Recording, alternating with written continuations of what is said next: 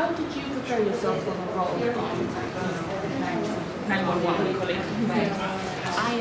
I spent lots of time with real 911 operators in Los Angeles, listening to live calls. I listened to thousands of taped calls. I sat through some of their training classes to really see like what they're taught and what's required of them. It was like to listen to those calls because I imagine they must be really heartbreaking or... Yeah, I listened to a taped call of a woman being raped, and that was probably the most unsettling, heartbreaking call I think I listened to. And you know, you realize that these people that do these jobs, they're special.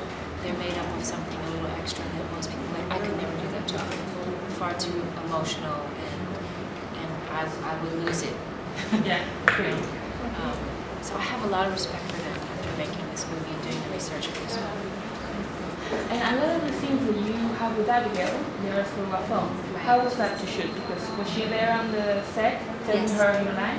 Yeah. Lines and... We were there for each other, to be on the other end of the phone, because you know, that whole movie hinges on our relationship in a way. So if it's not believable and real and authentic, then the movie kind of falls apart. So we were there for each other, performing full out on the other side for each other, to keep that energy going, intensity going. Yeah.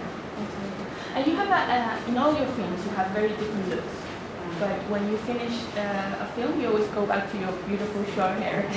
Do you do that because you want, it's like feeling, you come back to your normal life? Or why is it that you keep always the same look off the screen like this? This is the best look for me. It's the easiest. It's when I feel my most confident, my best self, is when I don't have hair in my way. I do get bored of this sometimes, but the good thing about life today is I can go get hair extensions any day I want, have hair for a month, then I get over having hair and I can go back to myself again. So it's like an accessory, like a great handbag or a good pair of shoes to switch your hair. And in the movies, is your hair or is it an extension? No, those are extensions. Really? Yeah. It doesn't show. That's very good. How is going to be the rest of the year for you? Because you're pregnant, congratulations, and you still have to shoot X-Men. Right, so I do that next week. I go to shoot that. Oh, next week already. And then you have like a maternity leave? You work for the rest of the year? Or you have? I'll do some things. I don't know if I'll do a movie, but I do stuff for Revlon. I have a fragrance that's coming out, so I'll do photo shoots. Like, I'll be doing things. I'm not sure if I'll do a movie unless it calls for a pregnant woman. If not, I'll take off until I'll do another movie at the beginning of next year. And the last one, you won an Oscar.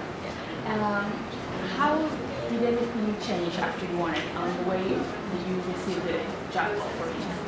Change at all? Or did you start receiving, I don't know, maybe more drama movies, or it was the same after you won the Oscar? Everything stayed the same, except I did get offered more movies initially, like the role I had just played that won me an Oscar, and so of course I said no to all of that because I just done that in a big way, so it didn't make sense for me to keep redoing that kind of character. I didn't want to do that, so you know, everybody still has to, after you win an Academy Award, you still have to fight really hard to get good roles. There are just not enough of them out there, no matter if you have an Oscar, no matter if you're white, black, how old you are. It's still a challenge, especially as a woman, to find good, meaty roles. Well, thank you so much. It's so nice to meet you.